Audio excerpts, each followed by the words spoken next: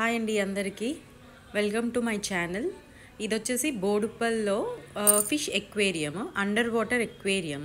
ఫిషెస్ని చూసి పిల్లలు బాగా ఎంజాయ్ చేస్తారని తీసుకెళ్ళాము.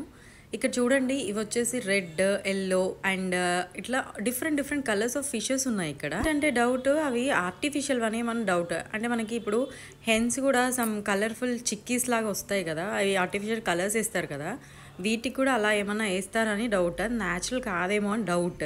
మనం ఫస్ట్ ఎంటర్ అవ్వగానే ఇలా చిన్న ఎక్వేరియంస్ ఉంటాయి.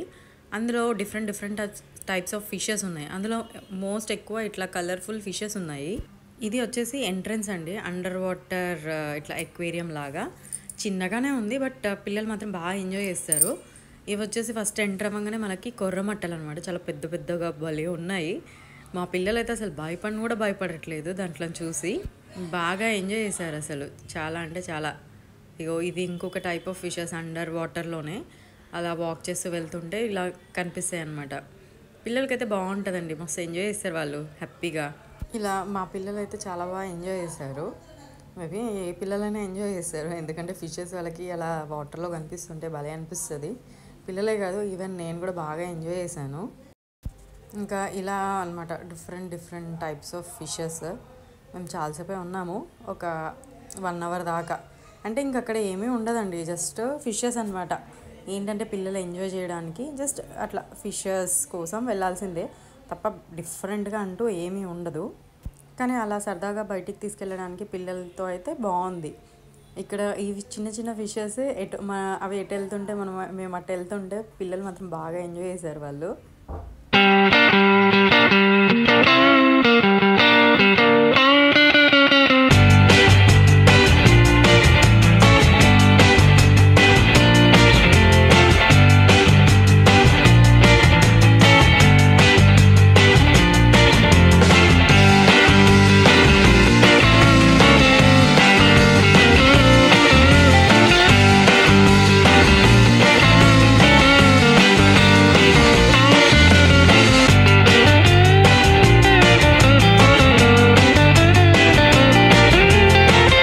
ఇంకా ఫైనల్గా ఇట్లా ఎంజాయ్ చేసామండి, బాగుంటుంది. మీరు కూడా ట్రై చేయండి, చిన్నపిల్లలు అయితే బాగా ఎంజాయ్ చేస్తారు, మేము పెద్దవాళ్ళు కూడా ఎంజాయ్ చేస్తారు, బాగుంది.